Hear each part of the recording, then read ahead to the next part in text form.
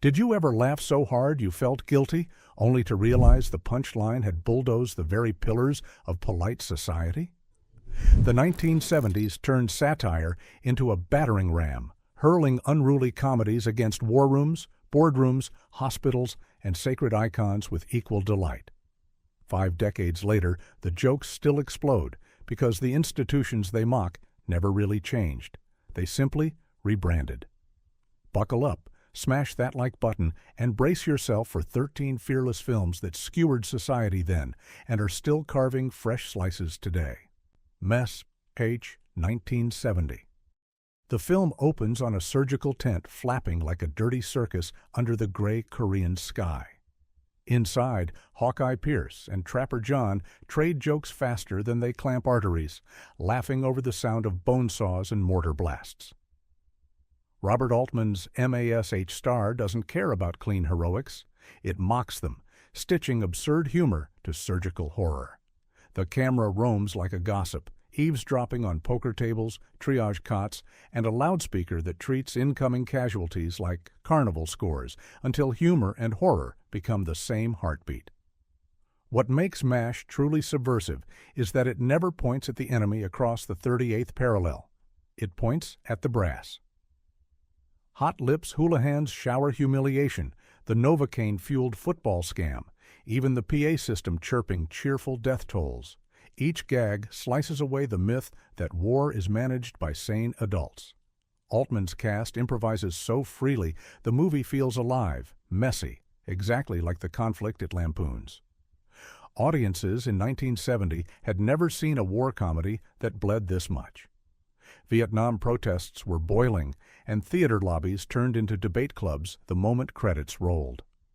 Veterans mailed letters saying the irreverence felt truer than any solemn epic.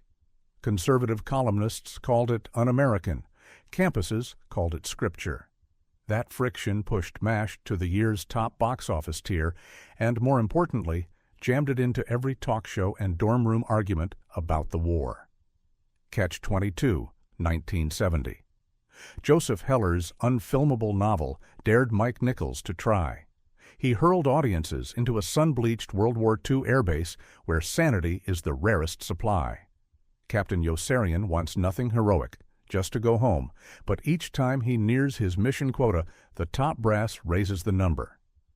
The paradox: fly the missions to be discharged, yet asking to stop proves you're sane enough to keep flying. Powers Catch-22. Nichols' film's bomber runs like nightmares. B-25s crawl through desert heat in slow motion, propellers chewing the sky. On the ground, officers lounge in beach chairs while paperwork drifts like confetti. Alan Arkin's deadpan panic grounds the madness, while John Voight's Milo Minderbinder turns war into the ultimate franchise, selling parachutes to both sides for a tidy profit. Engines drone until they sound like factory machines. Soldiers become replaceable bolts. The satire is bureaucratic, not ballistic. A missing uniform sparks a court-martial, but missing lives vanish into ledgers. One overhead shot reveals medical tents arranged in a skull shape, an editorial cartoon more savage than any punchline.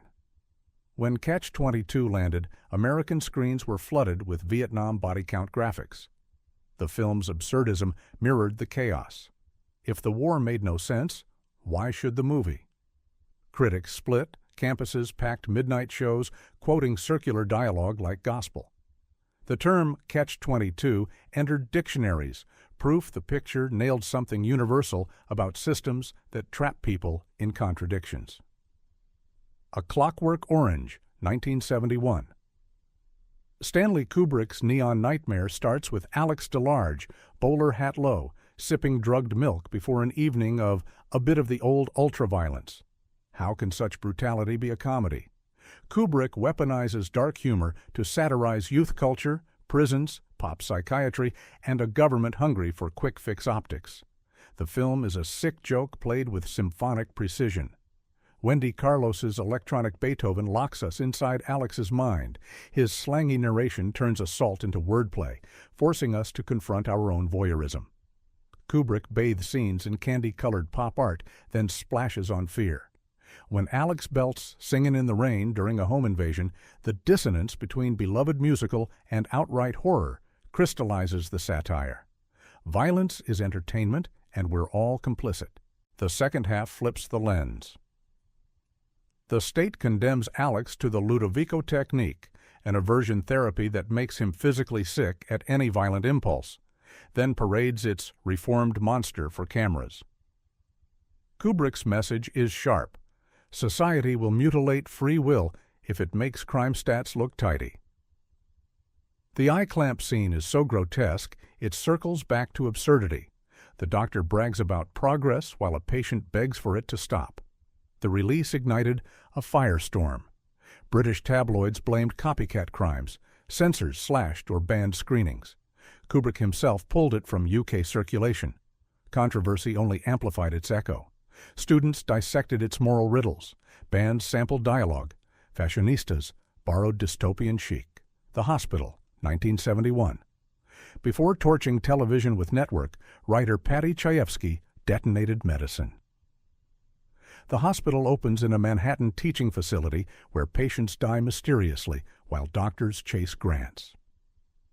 George C. Scott's Dr. Herbert Bach, suicidal and sardonic, staggers through corridors of malpractice so dense it feels dreamlike. Absurdities stack like metal trays. A comatose patient is sent to the morgue alive. An intern removes the wrong kidney. Administrators squabble over billing codes while bodies pile up. Bach's rants skewer a system that labels people case numbers. The Hospital, meant to heal, becomes a self-devouring monster addicted to its own paperwork. Scott implodes magnificently.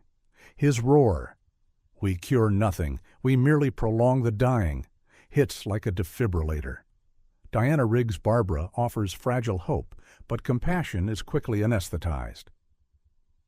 As corpses multiply, the film unveils a killer seeking twisted mercy, forcing viewers to compare cold policy versus painful humanity.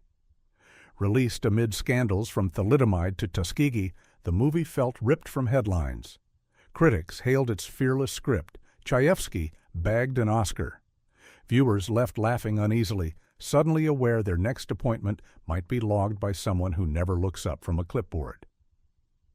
Some hospitals reported spikes in watchdog complaints, art poking real-world systems.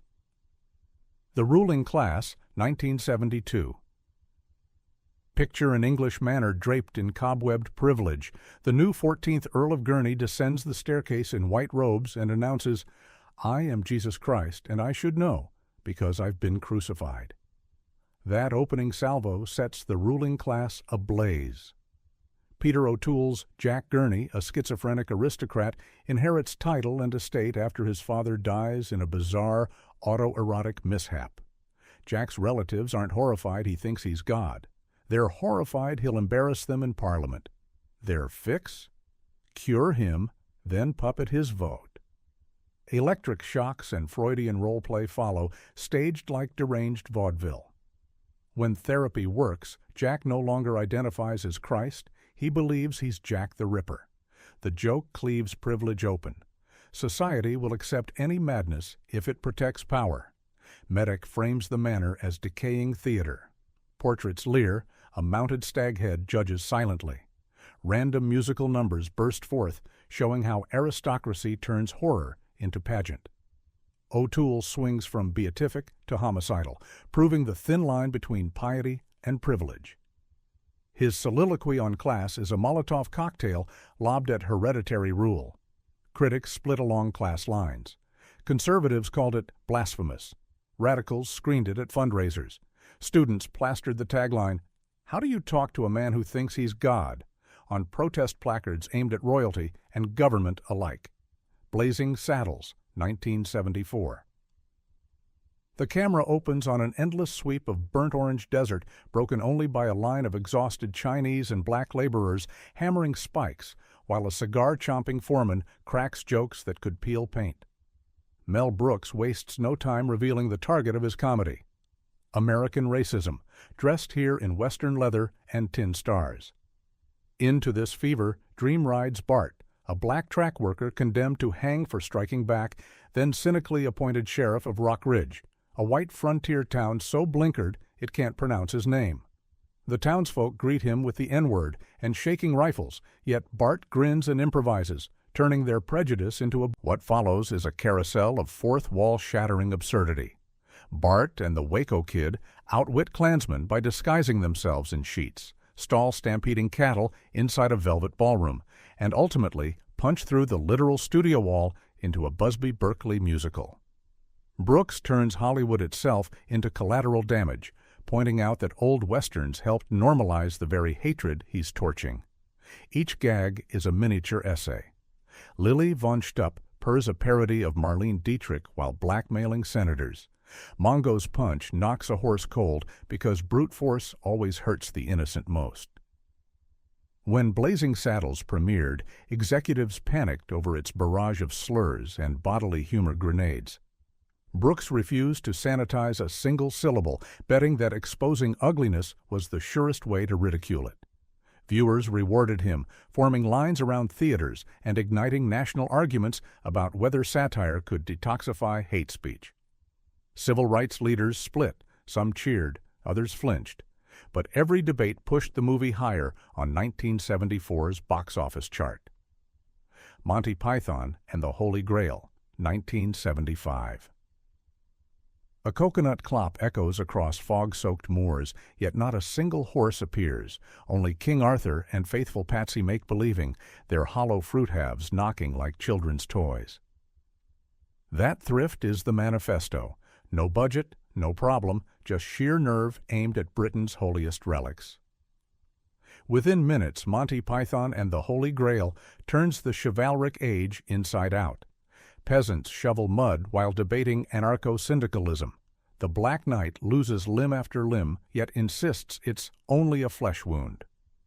The Middle Ages reveal themselves as equal parts misery and absurd debate club, a farce that somehow birthed a monarchy still drawing taxpayer coin. The satire fires two directions at once. First, it exposes the ridiculous plumbing beneath national myths, plague, taxation, endless committee meetings about who's in charge. Second, it lampoons the heroic template Hollywood sells the world. Title cards drown in Swedish moose trivia. An epic clash is shut down by modern police who arrest the cast for murder, smashing the fourth wall like a battering ram. Every time the story threatens grandeur, the pythons detonate it, proving authority survives only while we agree to the script. When the film premiered in 1975, amid coal shortages, IRA bomb scares, and a monarchy fighting irrelevance, audiences craved catharsis. Midnight screenings grew rowdy. Students hurled coconuts, rock bands sampled dialogue, ad agencies stole killer rabbit gags to sell candy bars. Its shoestring production, financed partly by rock stars, showed a generation that you could topple cultural giants with cardboard crowns and vinegar wit. Half a century later, the jokes surf TikTok. Memes of the French taunter's obscene hand gestures spice political flame wars. Teachers use the bridge of death scene to explain logical fallacies. Yet the deeper impact is creative freedom. Network 1976, 437 words.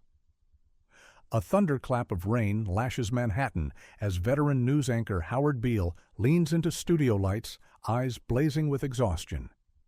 Live on air, he announces he'll kill himself the following week. Ratings gold. So begins Network, Sidney Lumet's savage satire of television as both carnival and confessional. Writer Patty Chayefsky drags viewers behind the glass where ad execs calculate tragedy by the Nielsen point, and producers splice revolution into commercials to sell shampoo.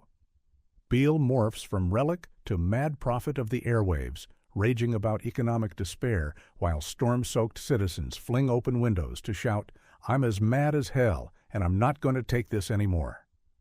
Faye Dunaway's Diana commodifies his fury, booking militant radicals for prime time and chanting ratings stats like priests reading entrails. Boardrooms become cathedrals of cynicism, worshipping market share above truth. Released in 1976, post-Watergate, mid-recession, the film felt more documentary than fiction. Local stations quickly staged their own man-on-the-edge segments. Anchors adopted Beale's direct-to-camera glare. Chayefsky's line, "The world is a business," echoed through congressional hearings on media consolidation.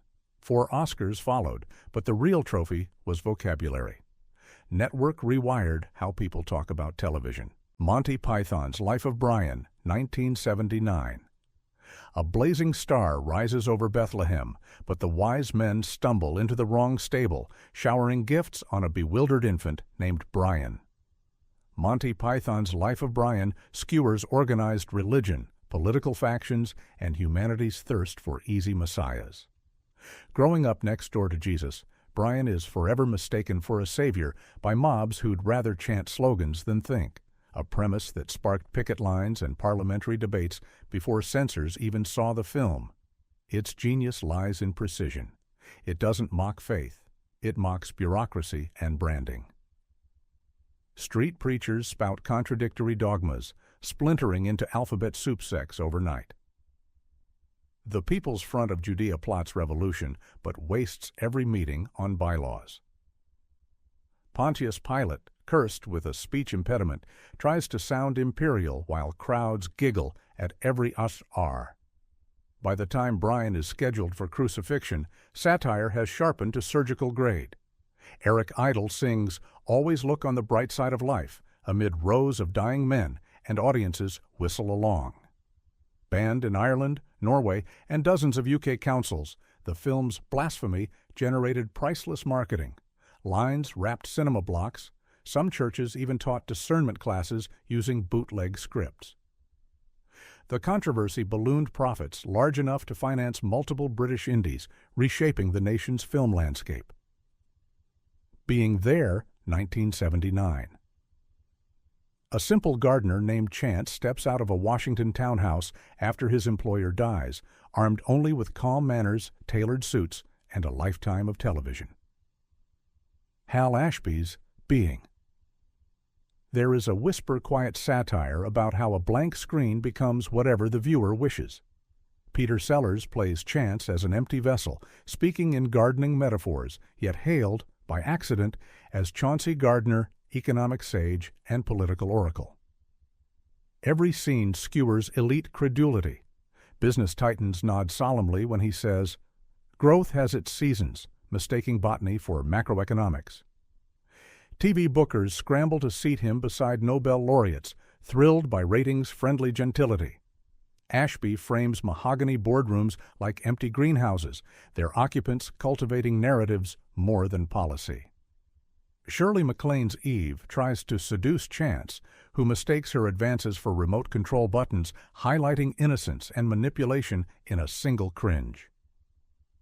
Released in 1979, the film arrived as America tuned into personality politics, shiny candidates, catchy slogans, televised debates measured by smiles. Critics hailed it as Sellers' swan song.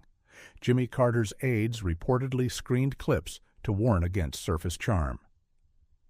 TV pundits debated whether the ending, Chance walking across a pond, proved divine favor or cinematic whimsy, missing Ashby's meta-joke that interpretation reveals more about the interpreter than the act.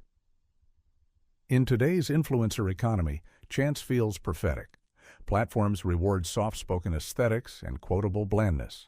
Corporate boards still crave calming slogans to pace markets. University media courses pair Being There with TikTok case studies, asking why we keep mistaking familiarity for insight. The impact is subtle but lasting. Political scientists cite it when charting outsider candidates who trade policy for feel-good metaphors. Slapshot, 1977. The Charlestown Chiefs are circling the drain. Empty stands, unpaid salaries, a Rust Belt town collapsing around their chilly arena. Enter player-coach Reggie Dunlop, played with twinkling profanity by Paul Newman, who discovers that violence sells more tickets than strategy ever could. He unleashes the bespectacled Hanson brothers, 3 human wrecking balls who treat every face-off like the start of a bar brawl. And suddenly the team's losses become viral theater.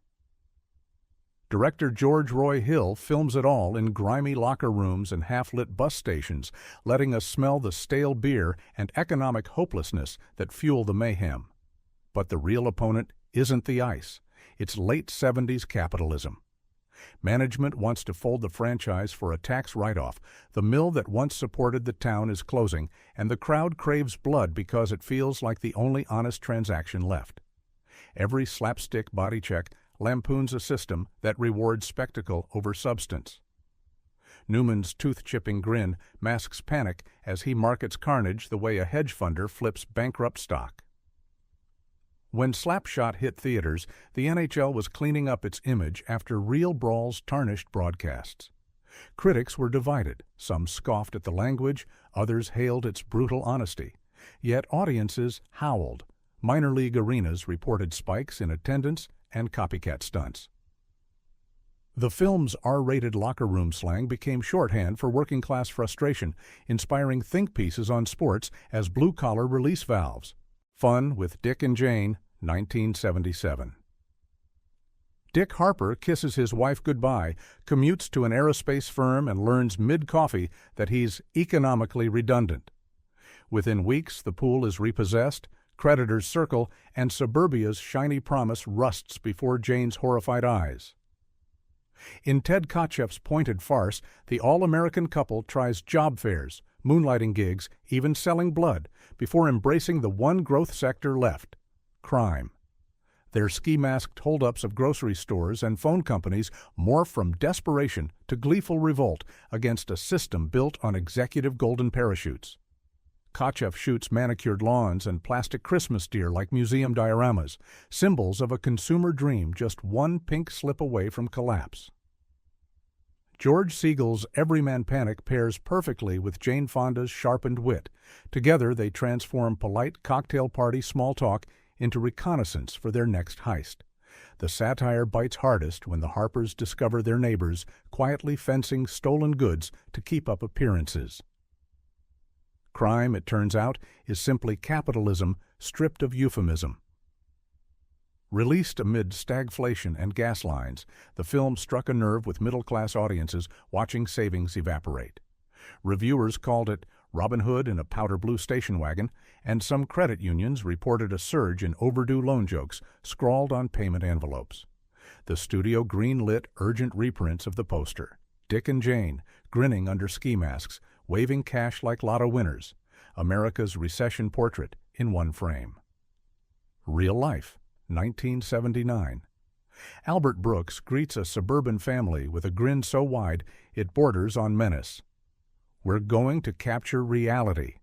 His crew installs wall-mounted cameras and infrared rigs, promising an unfiltered documentary year. What unspools is real life, a meta-satire that predates reality TV by 2 decades and nails its darkest tendencies on the first swing. Brooks plays a twisted version of himself, director, star, and brand ambassador, obsessed with ratings curves and focus group buzzwords. The Jaegers, chosen for their typical normalcy, quickly buckle under scrutiny. Mom's veterinary surgery goes viral for accidental horse euthanasia. Dad's midlife crisis is live-streamed in prime time. The kids perform trauma for applause. Brooks manipulates scenes, suggests catchphrases, and eventually appears in a musical number wearing a chrome jumpsuit, insisting it's still verite. The satire cuts deepest when the family begs for privacy, and Brooks responds with bigger lenses. Upon release, audiences weren't sure if they'd watched fiction or a prank. Critics hailed its foresight. Some studios dismissed it as inside baseball parody. Yet media theorists latched on, predicting that cheaper cameras and satellite hookups would breed exactly the unscripted spectacles Brooks mocks. VHS copies circulated in journalism schools, a cautionary tale about performance-infecting reportage. And there you have it, 13 razor-edged comedies from the 70s that broke rules, split sides, and still torch the same sacred cows today. They prove one era's punchlines can become another's prophecy, especially when power, prejudice, and profit remain stubbornly familiar. If any title made you flinch while you laughed, mission accomplished. Satire is supposed to sting. Drop your favorite gut check moment in the comments, share this countdown with a fellow troublemaker, and remember, sometimes the smartest critique comes gift wrapped in a joke.